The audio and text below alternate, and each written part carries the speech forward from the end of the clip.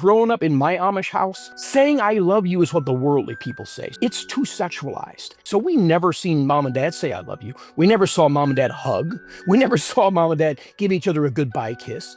The only way you can please God, I was taught, is if you honor your father and your mother and your forefathers. If you betray that culture and have a different belief, oh, you're cut off. You're done. If you die without Amish clothing on, they don't believe you can get to heaven. I mean, you're literally buried separately.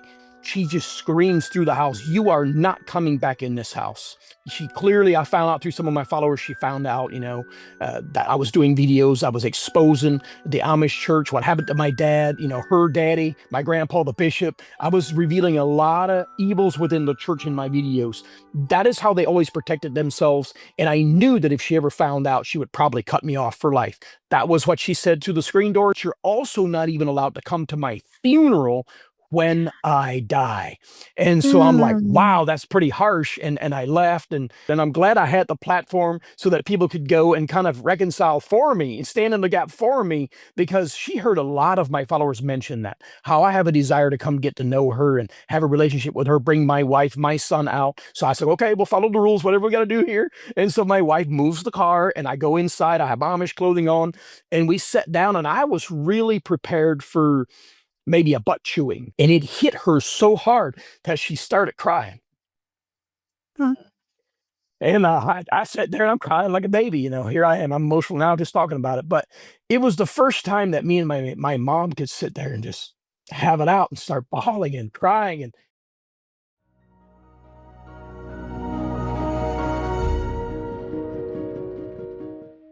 Hey, my name is xualized Sola, and this is Cults to Consciousness, where we discuss leaving high-demand religions or organizations and finding healing and independence through awareness and true individual sovereignty. If you're only listening and you'd like to see our faces and join in on the conversation, head on over to YouTube at Cults to Consciousness, where you can subscribe, become an advocate for those who are coming on and sharing their story. This channel would not exist without these brave people, and we are so grateful to them for coming on and being vulnerable. So when you leave those words of encouragement, those comments, our community is amazing. It really helps uplift the guests as well as boost the algorithm. So today's guest, we've had him on before. I just checked the timing. It was a year ago, so I must have been super pregnant because our baby turns 1 this weekend. And our video with him, one of them, is the second top viewed video on our channel. So you guys clearly were interested in what he had to say about leaving the Old Order Amish. He has his own YouTube channel, own social media that is huge, that a lot of people tune in to watch. And so today we're talking about some updates with him. You guys requested this in our community post. You wanted to see more from previous guests, see how they're doing now. We have so many updates. So thank you so much for joining us, Eli Yoder. Oh, thank you very much for having me back on. I can't believe it's been a year. When you said a year, I'm like, wow, how fast did that go by? I know. Crazy, right? When I was looking at my text messages to you, I was like, really? The last time I texted him was in 23? Yeah. It was like the end of 23. It's crazy. So yeah, happy to have you back. And when we reconnected, you told me all of these updates, which are so exciting. I don't want to give away the most important, most emotional one. I think we'll get there. But first, I want to talk about your story for those who aren't familiar or haven't seen the other episodes, just a nutshell version. And if they want more details, they can obviously go back and listen to the other interviews. We have 2 main interviews, and then we've done some lives. So yes, Eli, you were born and raised in the Old Order Amish. Give everyone just a little bit of a breakdown of what that means. Yeah, this Old Order Amish group is very similar to the Swartzentruber group. If anybody's familiar with the Swartzentruber Amish, our dress code pretty much looked like the Swartzentubers. The rules were about the same. My grandfather, my mom's dad, he was the main bishop, came out of northern Indiana in 1951, and he said they're not Amish enough up here, so he kind of started his own community then, and that's where I'm from. I'd say as of today, my group, the strictness and the level of rules that they have is only maybe a 1 or 2% of the Amish population. Not many stay as strict as what we were. But yeah, it was Old Order. It was Kenton, Ohio, and that community there, obviously the ordinance, the rules, it was just, you had to adhere to those rules. My daddy couldn't follow them.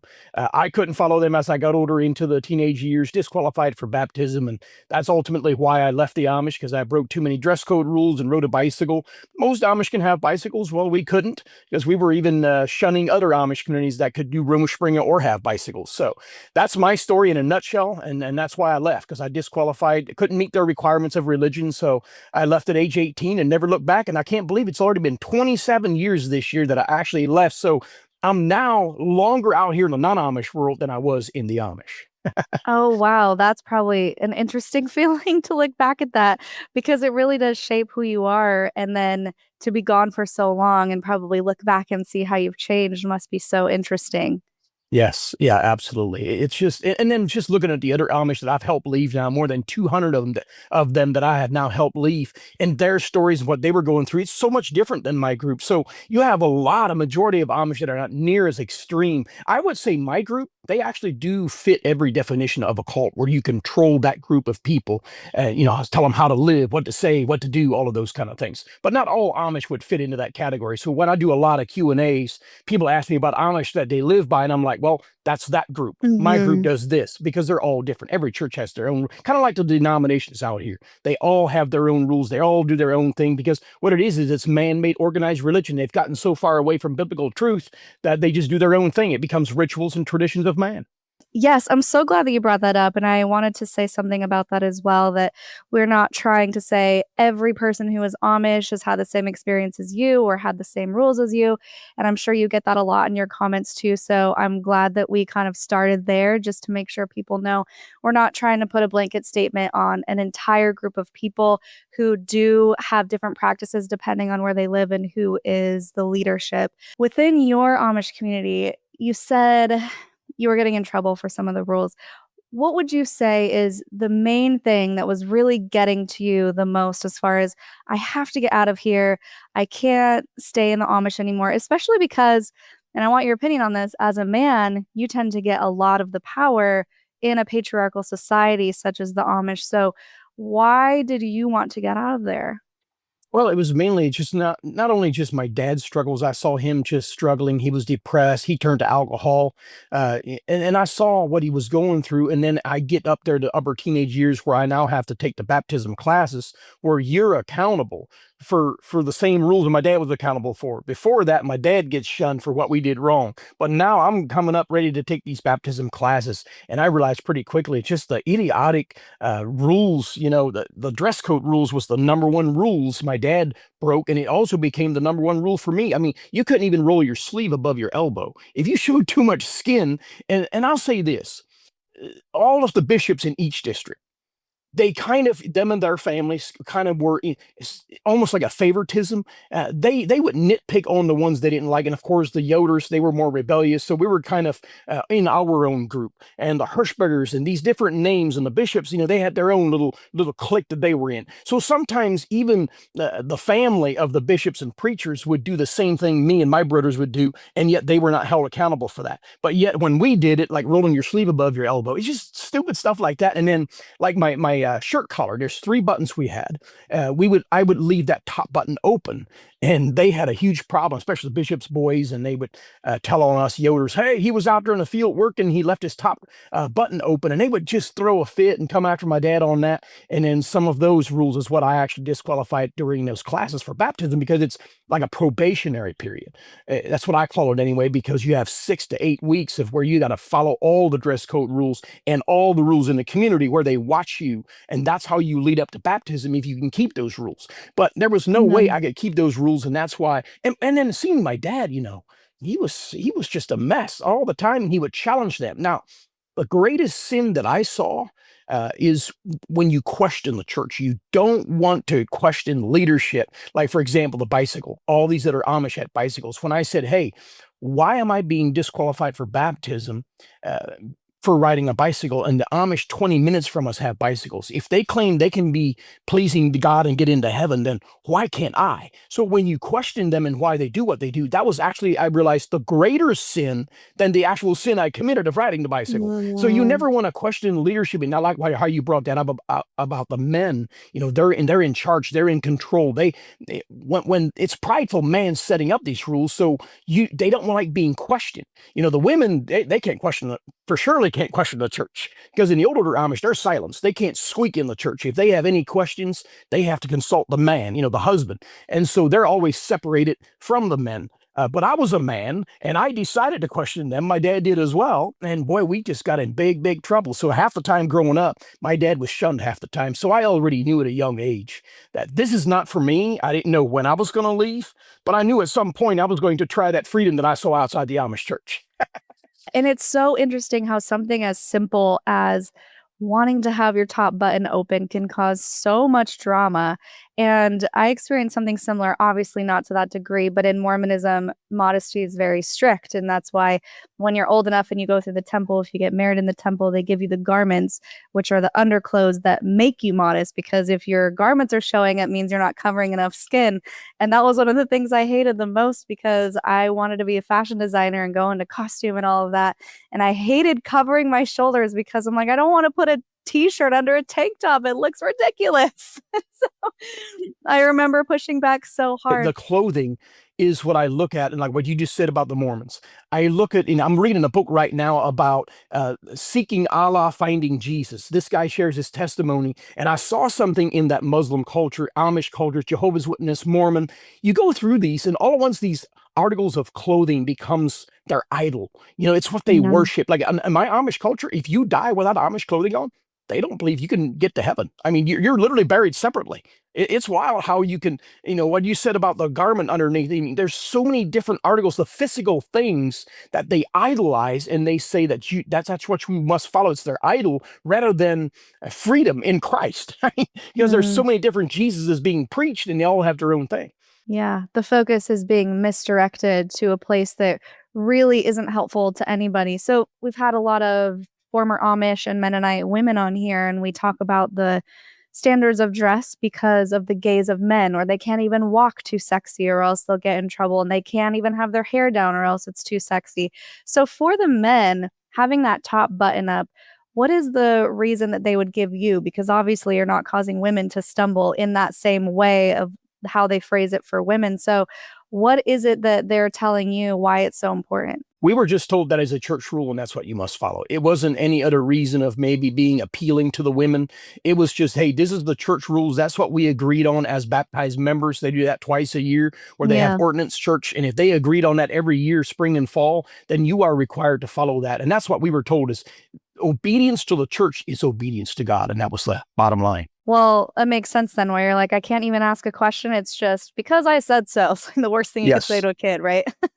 Yeah. But why? Do as I say, not as I do. That's another thing. Mm-hmm.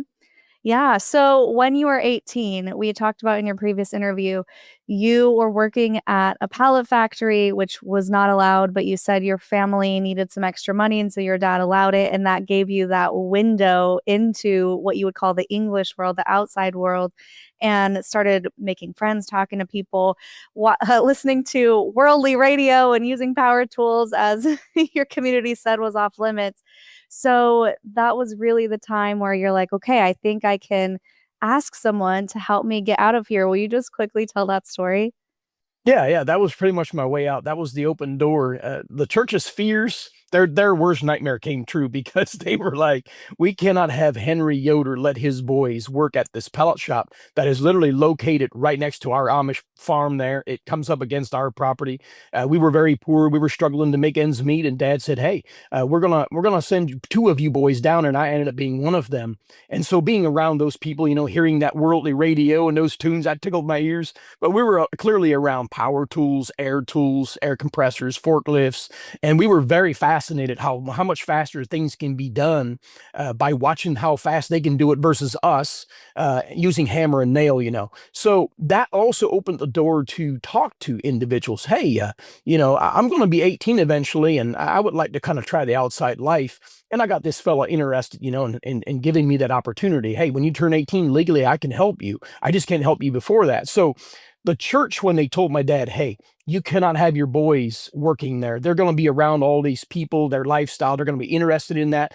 That's a great worldly temptation. Not only did we hear a radio on when we walked by, we also know that they are seeing the power tools and the machines and electricity and all of those temptations. You're going to have to pull your boys out and not allow them to work down there. So my dad, obviously on a Sunday, came home and said, hey, the church confronted me and mom. I'm going to have to pull you guys out. I felt so depressed at that moment because that was my freedom, because these people that I worked around that were not Amish, if I made a mistake, they said, it's okay.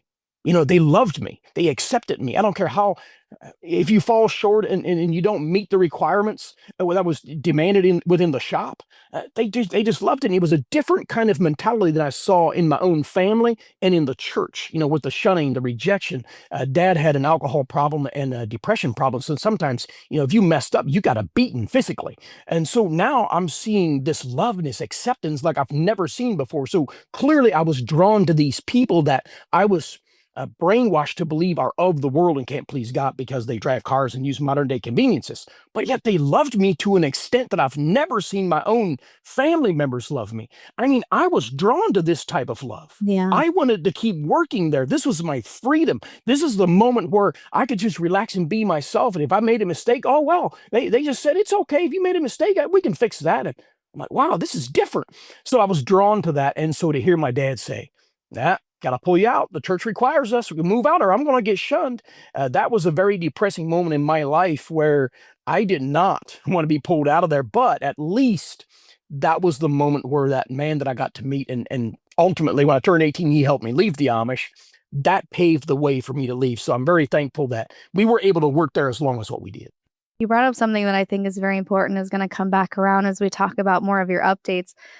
The affection thing. So giving affection, receiving affection within the Amish, even within your own community, or specifically what you've told us before, is not a thing. It's not practiced. You don't hug each other. You don't say, I love you, right? That is correct. That's the biggest thing I see as I'm reading an English version of the Bible and I see the love of Christ.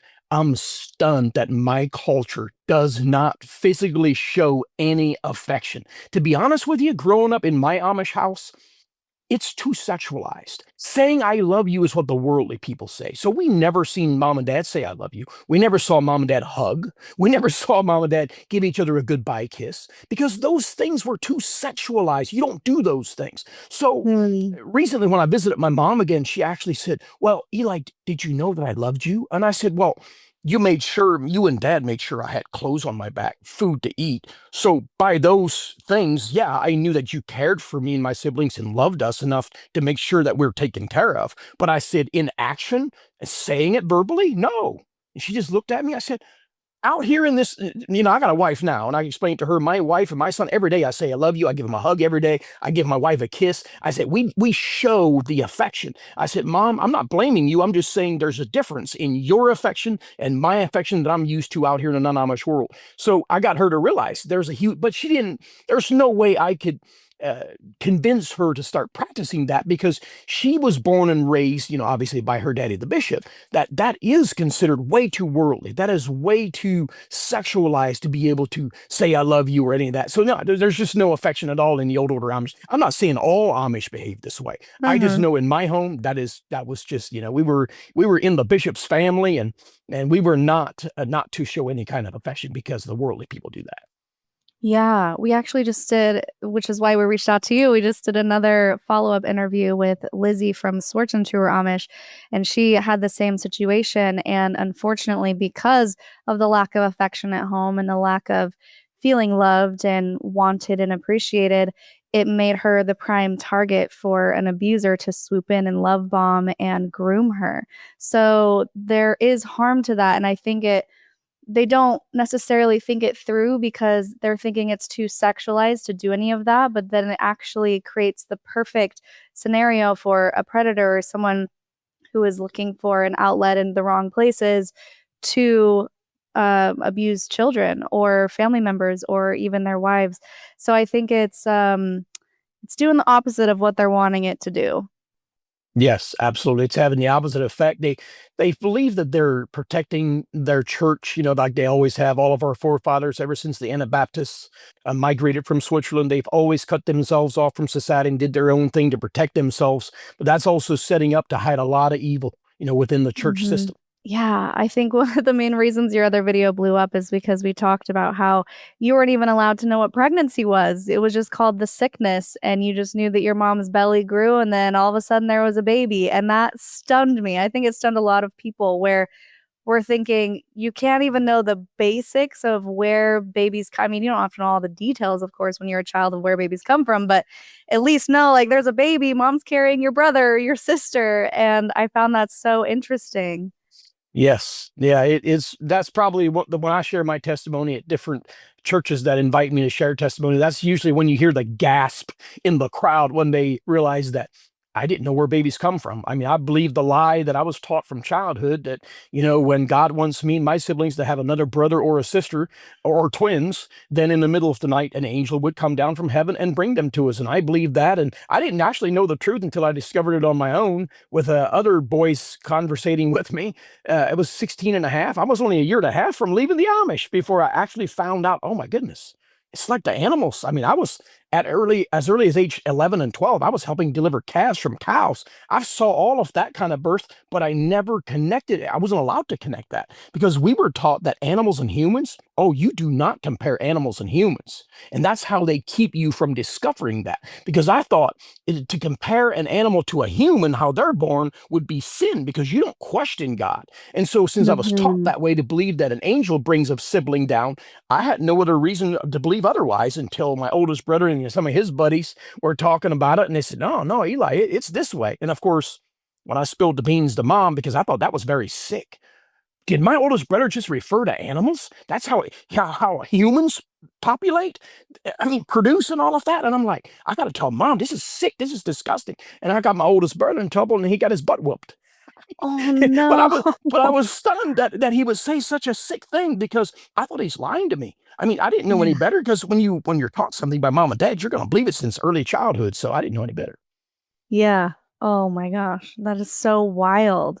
So you leave the Amish. We have all of these silly stories in your other interviews about acclimating to microwaves in the real world, which is so fun. Please go listen to that, guys.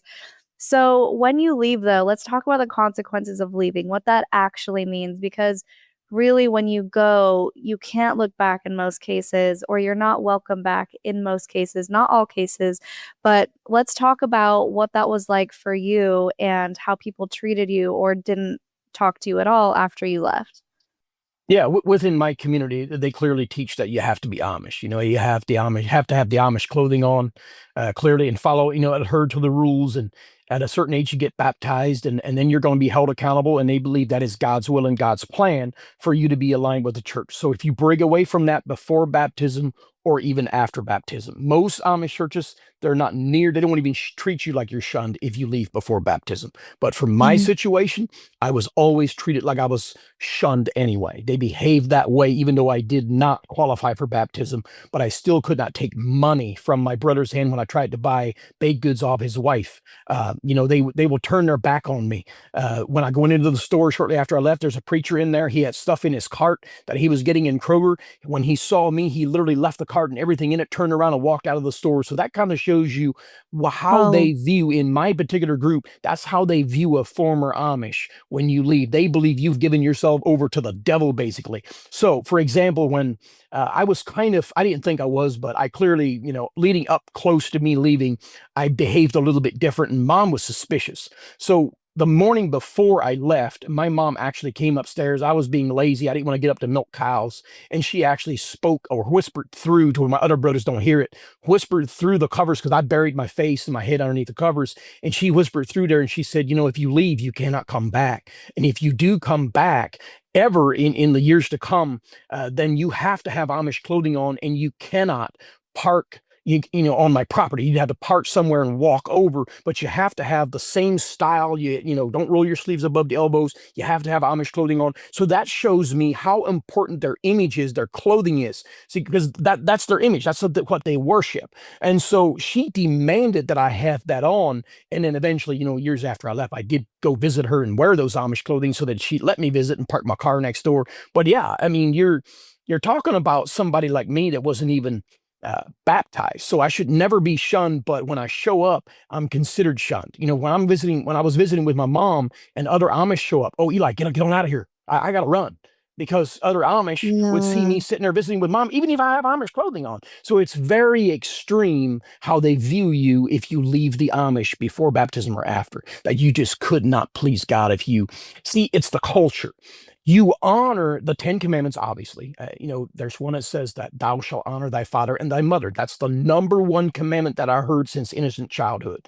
The only way you can please God, I was taught, is if you honor your father and your mother and your forefathers. So you have to respect their culture, kind of like the Muslims have to respect their culture. If you betray that culture and have a different belief, oh, you're cut off. You're done. Same way with the Jehovah's Witness. I have a lot of former Jehovah's Witness friends now. They're also separated from their families. So I'm seeing so many similarities, and I had no idea when I left the Amish that I would meet so many different denominational religious people that treat their people the same way, where you're Mhm. just viewed as you can't please God. Now you're cut off and you're just separated from your family. So I knew before I left the consequences of that. I knew all of my siblings. We have large families, all my aunts, uncles, cousins, all them gatherings we were used to. I knew that when I left and walked out that door, I'm sacrificing all of those meetings, that family time, and I was willing to take that. Mhm. So hard. Having to make a choice between your freedom and your family is never fair. It's so hard to try and navigate that situation and really put yourself first and your happiness first, even if that means sacrificing something that you love just for your own sanity, for your own peace. I mean, I could go on and on about all of that, but it's such a hard decision to make, and that's why a lot of people do stay. It's because they don't wanna lose their family, they don't wanna be cut off, they don't think that the potential joys they could find outside of a group will outweigh the damage and the pain from losing their family and being cut off from everyone they've ever known. So, yes, it's a hard, hard decision to make, a huge decision to make. Something I wanted to bring up before we talk further about your mom is your dad, who was such a light to you as far as he kind of exposed you to the world in a way that made you interested and made you realize it could be a different way. And, we talk about some of those vignettes and what he gave you in our previous episodes. But something that I wanted to bring up is how he was buried in a cemetery that you would go and visit and put flowers, even though that wasn't allowed, right? You're not allowed to decorate the graves. Yeah, that is correct. It was Amish traditions, a church rule, of that you don't put anything on the grave. You're not allowed to put any flowers, real flowers or fake flowers. That is just not an Amish tradition in my culture where I'm from. Some Amish communities don't even use tombstones. At least we use tombstones, with my dad's name on it. But he was buried separately just because of how he died. He was planning on leaving the Amish with me, and for whatever reason, he ended it by suicide, or unalive, I should say. I don't know about your channel, but when I talk about it, I got to say unalive or shoots the algorithm down. But Mm. that's how he left this earth, and they believe that since they view themselves as God's church, then they have the right to judge for God. Basically, it's the best way I can explain it, because Wow. they then buried him separately. There was another Amish man that did the same thing my dad did, and he was buried outside the cemetery. At least I respect my oldest brother, my mom, for this. They did fight back a little bit. They stood up a little bit to the church. And since my mom is, the daughter to a bishop, they listened to her. And she says, can't we just put them on the opposite corner rather than out there with no marking? And they said, okay, well, if we put them in the opposite corner, then we would have to put a fence around them. So that's what they agreed on. And so they buried him separately in the opposite corner. A lot of people that follow me, you'll know the videos I've done. I've explained it all, where they put the fence around, and then they read off an excommunication letter to him. Now they don't know any better. This is how they're taught. This is in the church rules. This is the normal practice for the Old Order Amish where I'm from, is to read then off a excommunication letter if somebody dies in such a way where they What? take their own life in their hands. So now they believe they are God's church. Now they have to still read an excommunication letter off like they would in person if you did something wrong, if you're Oh my excommunicated. So they gosh. read it off over my father's grave. It's the most bizarre thing ever. Even in death, they're separating and isolating. And I think it's important for people to know that within your Amish community, depression was considered a sin, and he struggled with depression. He just needed help, and then he turned to alcohol, and alcohol was a sin. It was just an endless Mhm. loop that he couldn't get out of, and no one would blame him for that because he didn't have the help and the support.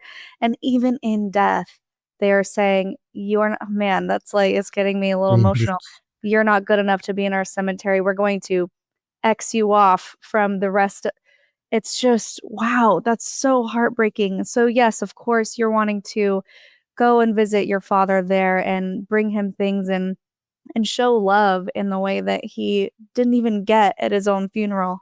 Yeah, it was, well, first off, at that time, I'll admit, I was a little bitter. I wanted to stand up against the church, so therefore I used my buddies that I was currently partying with at that time. I had a pretty good group of friends, and we were drinking this particular night, and the church had just, cornered my dad, and I knew about the excommunication letter, and they had the fence around him. He was inside the cemetery in the opposite corner, but they had a fence around the corner. So we just went out and tore it down. I'm like, look, they can't shun me no more. I'm free. So we Yeah. destroyed the fence, and we threw all the boards away and everything. And then they actually rebuilt that same corner, that fence, and they put metal posts and made it a lot stronger. Oh, And that jeez. just gave us another big party. So we went back out and had another party, and we tore it down again. And Oh it was a my little harder, but we had sledgehammers, and we used whatever god. tools we had to use, and we removed that fence. So right now there's no fence around him, but my daddy is still in the same cemetery in the opposite corner there. Yeah. I don't blame you for that. I would be upset too. It's just ridiculous. It seemed like, who gives them the right? Anyway, so we were talking about your updates, and you said at one point your mother told you you can never come back here. When did that happen?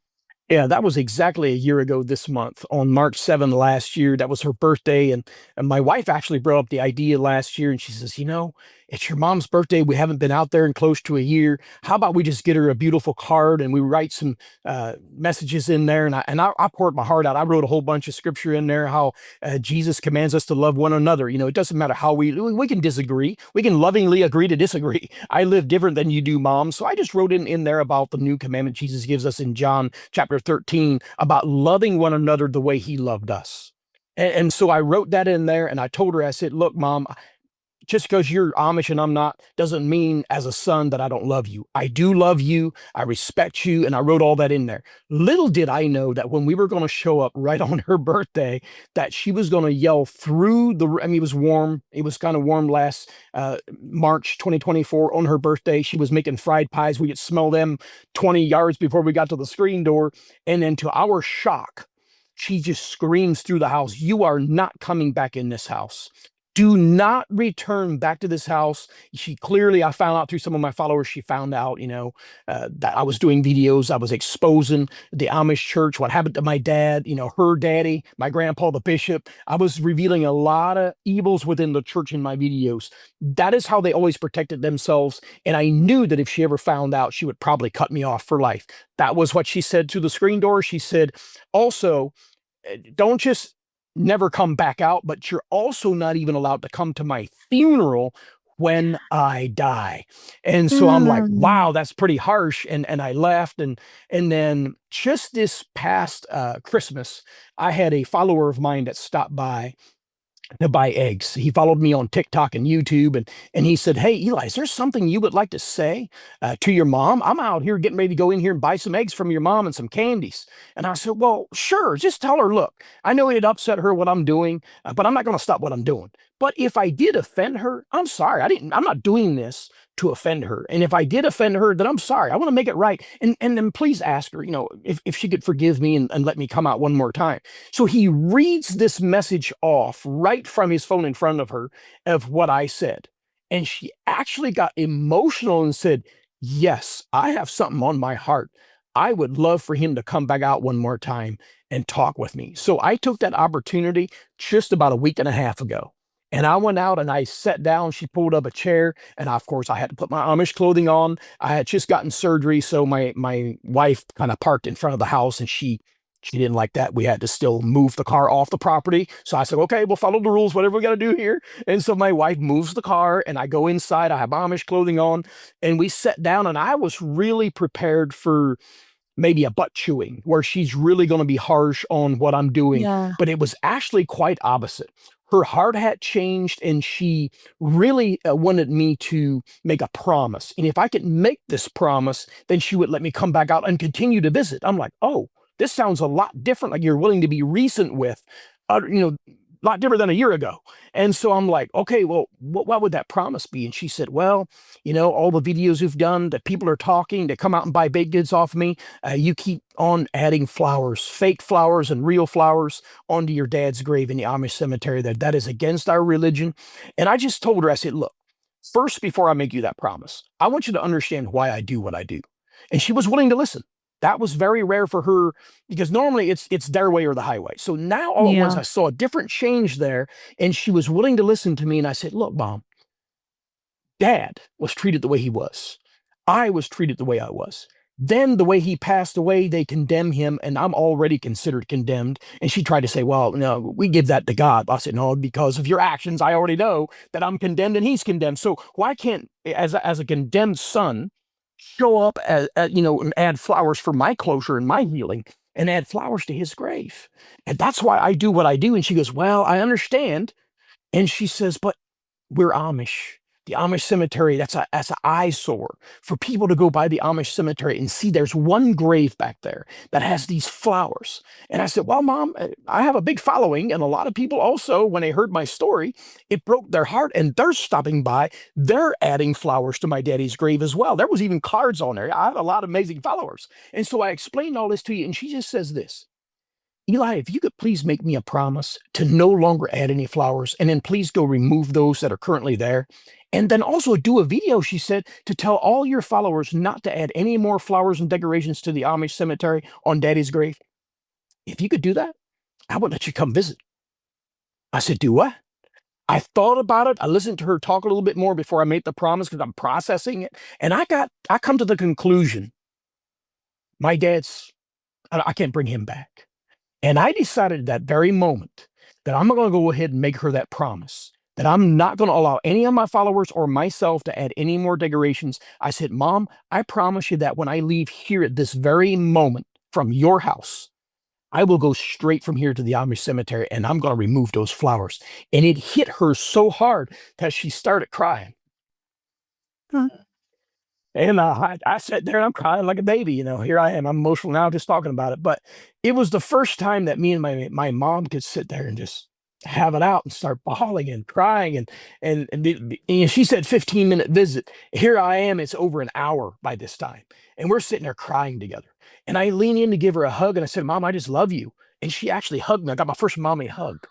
And I'm like, No, really? "What happened here? I just got a mom hug." And so it was really healing for me. And to Yeah. forgive and mend things with her in person and actually saying, "Mom, I forgive you." And she's saying, "Hey, I forgive you." And it was healing. I felt whole. I felt like I was floating. I had so much peace in my heart. And then she said, could you maybe explain to me, what was on your mind 27 years ago when you left the Amish?" I'm like, Oh, "Oh, wow. wow. I've never shared that before."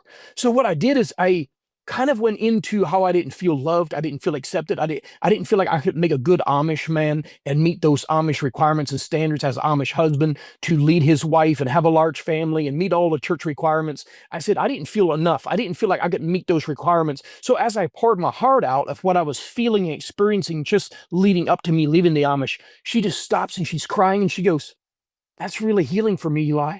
She says, I always blamed myself like I did something wrong. She Oh. says, I needed this for closure. And so I'm showing up expecting to get a butt chewing a week and a half ago. And it was such a healing reconciliation. And I got more answers from her. She got more answers from me. And I'm just extremely blessed that I went out in obedience and decided to make her that promise. It's not about me. It's about moving on and heal and live at peace.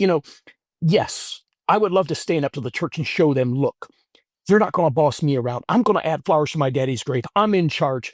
But look, my mom is still alive. And I don't think I'm ever going to regret going out and making her that promise to remove the flowers and make things right with her, because when she dies, I don't think I'm going to regret that. And I did ask her, by the way, am I still allowed now to come to your funeral? And she said, unfortunately, no. But please put on your Amish clothing and come the day before when I die. You can come to the viewing, show your final respects. But we have an Amish tradition. My daddy didn't allow no former Amish at the funeral. We have a normal tradition when it comes to Amish funerals in our own homes. Please stay away from that. But it's not because I don't love you. She said, I want you to understand this is our tradition. My daddy didn't allow former Amish. I'm not going to allow former Amish. So just come out for the viewing. And I just looked at her and smiled. And I said, that's enough for me. If you let me come to the viewing where I can show my final respects, I said, that's enough for me. And so it was so healing, was so powerful. Yeah. Wow, that's so beautiful. Thank you for sharing that, Eli. I think it really adds more perspective too to the people who you have to leave behind, because this happens in Mormonism too. The parent is always blamed for the child leaving the church, and it breaks their heart because, like your mom said, she thought she did something wrong. And so I think being able to have that perspective, now it may not be every parent who has a child who leaves may not feel that same way, but it is possible. And I think if we allow ourselves to think of them as their own human who's going through their own things and stuck in this community where they're forced to live in and conform to those rules, it may give us a little bit more of an insight into why they're acting the way that they're acting, and how your mom was probably acting in fear and anger and sadness because she felt like she was to blame. So just having that perspective and giving her that reason of, no, I just didn't feel like I would be good enough. I think it's so beautiful for both of you to have that moment of understanding. And man, I think so many people could just wish that they had that moment of understanding with their parent if they left and their parents stayed, because it's not common, I would say. I think it's a little bit more rare, but it does happen when someone who is still in the group finally opens their heart and opens their mind enough to just listen and understand in a way that they weren't able to before. So I'm so happy that you had that opportunity. Yes, that was so healing. And obviously, I wasn't willing. I didn't recognize that before, and I didn't want to appear as I'm letting the Amish church win. But ultimately, forgiveness was for me to move on and not hang on to any bitterness, any resentment, because the things that happen when we're being controlled, or spiritual abuse, physical abuse, mental abuse. It makes you want to fight back. It makes you want to protect yourself and stand up to those kind of people or churches. But I realized that I had to forgive and move on. And my mom found healing that day, and I found healing. And I just, my wife on the way home, she said, "Are you okay?" I said, "Hey, these are happy tears.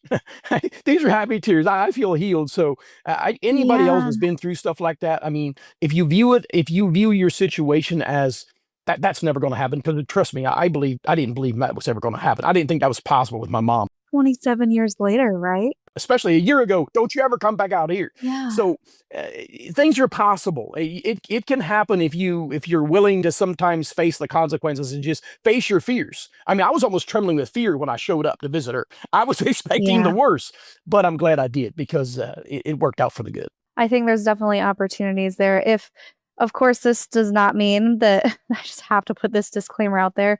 If there's anyone who feels unsafe going back to their community for closure, please don't feel like you have to or it's your duty to do so. If you are in a place where you feel healed enough and safe enough, and maybe take someone with you to go and find some type of closure, we I think we could both agree that it can be very productive. Also knowing though that expectations can let you down. So thankfully you didn't have expectations that your mom was going to welcome you with open arms, because I feel like that would have really hurt you if you went back and she wasn't welcoming. So oh man, there's just so many outcomes that are possible in facing a high control group or someone who may have hurt you in the past, even unintentionally. But there can be healing if you are willing to put yourself in that position. Again, if you're healed enough to attempt that. And like I was just saying, it's 27 years later, right? That you had that closure. It took a long time to get there. Yes, yeah, 27 years. And I never, all of those years here and there when I popped in with Amish clothing on, I just never, I just checked to see how everything's going and ask mom questions, how my siblings are doing and who they married and stuff like that, but I never went deep and personal with her to, pour out my heart and tell her what I was going through, what resulted in Mhm. me leaving, what I was feeling. And I didn't view that as necessary, but it was for her. And I realized me going there, she needed that and I needed that. So I just, again, like we talked about earlier, no affection. So I didn't feel like that was appropriate to go deep like that and share my feelings, because she actually told me, she says, before you left the Amish, you would never talk. You wouldn't even tell me what you're going through and what you're thinking. I always wondered what you're thinking. I said, well, I didn't think it was safe. And she hung her head. She realized, I didn't trust to talk, because if a man Yeah. talks and weeps or cries, that shows weakness. So I was scared to even show my feelings. So and now, 27 years later, it's crazy that it went that long, but finally she knew what I was feeling and going through back then. I'm wondering, and you don't have to say if you want to keep this private. I don't know if she shared this with you, but I'm wondering what did soften her heart. Do you think it was I'm from my perspective, I'm thinking you have followers who are going out and purchasing goods from her, and maybe she's seeing that there are good people outside of the Amish, or ways in which she was exposed a little bit more to the outside world to soften her heart to you. What are your thoughts on that? Yeah, oh yeah, absolutely. Actually, a lot of my followers played into this because they often talked to her about me and said, "Hey, Eli loves you. Eli would come visit you, no matter if he's living a different lifestyle you disapprove of." So my followers, because a lot of them, when they heard my story, they're like, "Look, they're so fascinated by Eli's story and what happened. I want to go buy some eggs or some baked goods because my mom always sells baked goods from her house." And they're like, "I want to go meet this woman. I want to see who this woman is." And most generally, people would reply back and say, "Wow, she is always smiling. She seems so happy. She loves doing business with outsiders." And they just don't see what I saw, what I'm explaining that I went through. And so they would reply back to her about how I mentioned in videos that I would love to have a relationship with her. I would love to come visit her, no matter our differences. So I think all of Yeah. that played a huge part into it. And I'm glad I had the platform so that people could go and kind of reconcile for me and stand in the gap for me, because she heard a lot of my followers mention that, how I have a desire to come get to know her and have a relationship with her, bring my wife, my son out. And so I think that's what played a big role in it, is because when you have love, when you display love and not anger and resentment and bitterness, love brings unity. And I think that love that my followers were sharing with her, that I talk about in my videos, that I desire to have a relationship with her, that love is what ultimately brought us to this conversation and brought it back together, because love destroys religious barriers, political barriers, hatred. Love always brings unity. Yeah, that's really beautiful. I'm wondering, I have a question for you about the supporting the Amish within their various trades. Some people we've had on, former Amish, have said that in some ways it's creating a romanticism of the Amish, and in a way that's harmful. It's like a huge industry where they're paraded around like, come view the Amish, as if it's a zoo or something. And a lot of things go unchecked because it's like, oh, just leave the Amish to do whatever they do. And it can create an atmosphere where abuse is prevalent and not punished or held accountable. So I'm wondering from you, Do you still support people going and buying and purchasing things from the Amish? And obviously there are people who need to make money too. So it's like it's a tricky line. What do you think about all of that? Yeah, oh, absolutely. I support that. I mean, they have some of the best delicious foods. I miss their foods. Not just in my community, but many communities that are more liberal, more new order, that may not have so much power control, cultish behavior like Lancaster, Pennsylvania. They got involved in politics. They voted. And a lot of people wanted to support those Amish that showed up in great numbers out of Pennsylvania and voted this year. So they asked me how they can support them. I said, well, all of those areas have Amish stores, Amish cheese factories, Amish goods. I mean, go do business with them. I have no problem with that. Now, if there's a known area that is really bad with, victims coming out and went through some things, I wouldn't support that. I don't blame some of the victims that come out and were really, really hurt. I don't blame them for not wanting to go back and support that kind of business in those type of Amish communities. I get it. I was hurt big time, trust me. And I didn't buy nothing from them for many years. But that doesn't mean they don't make good food, crafts. They do construction. A lot of people that I know, they do business with them. I would never tell anybody, hey, don't go do business with them, because Mhm. they have some of the best craftsmanship, the best quality work they do when they do construction.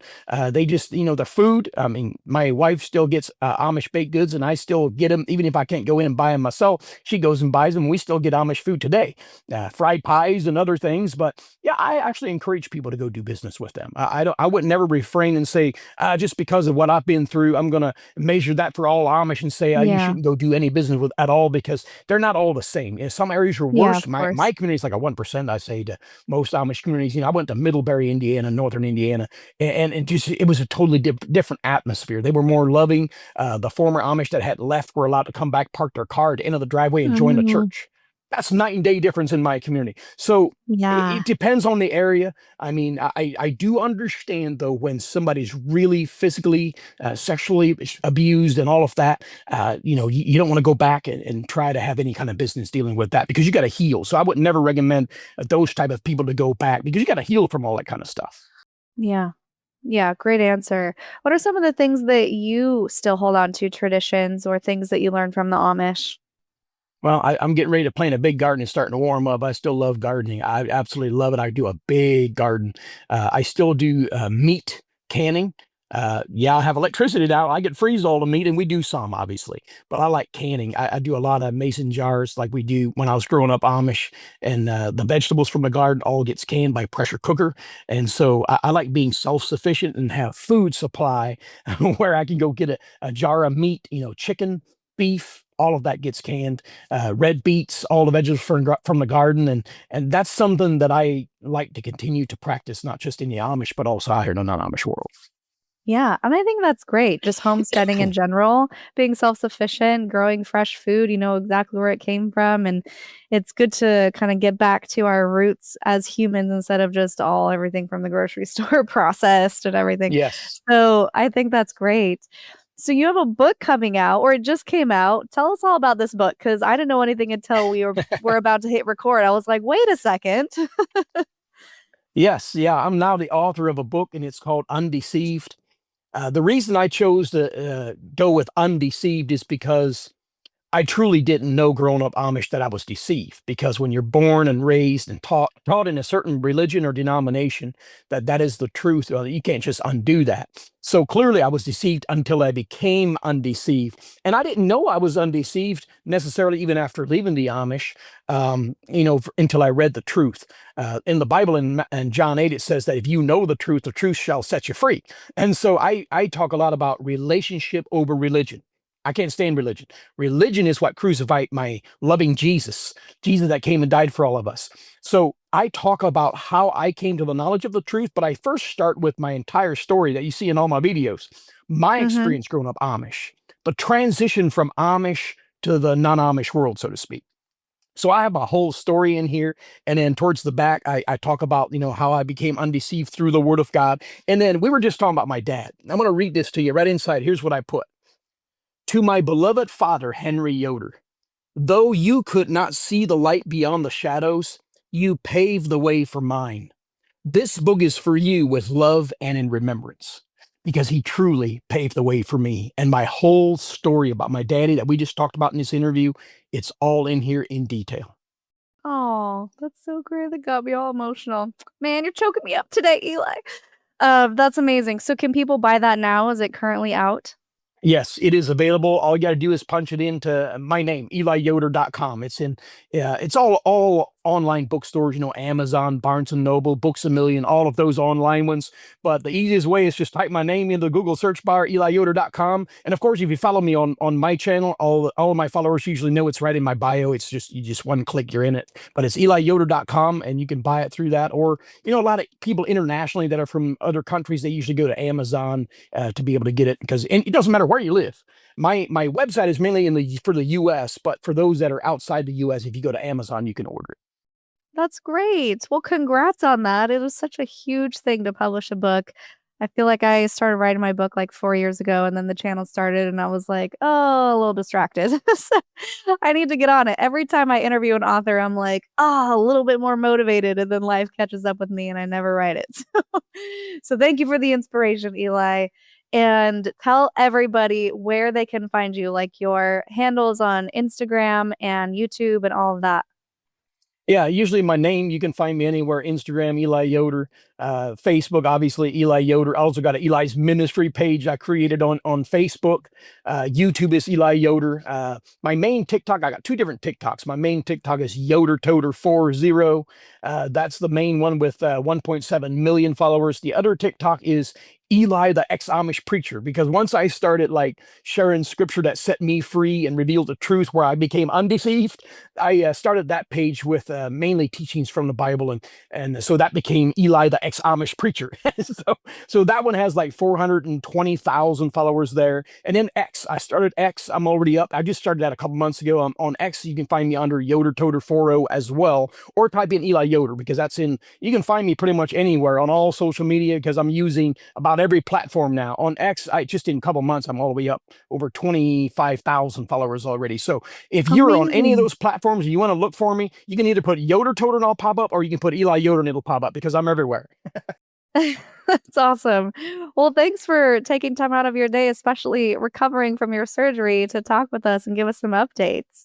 Yes, I have plenty of time ever since my surgery, because they took me off for 6 weeks. So I'm just like sitting here in my bedroom and I'm just doing podcasts every day, all day long, it seems like. And if I don't have a podcast, I just start going live and just answering Amish questions. So thank you very much for Yeah. having me on. It's been a blessing just to be able to hop on here, and thank you for what you guys do. You guys are interviewing so many people that have been struggling, coming from backgrounds similar to mine, coming out of these different religious groups and cults or whatever have you.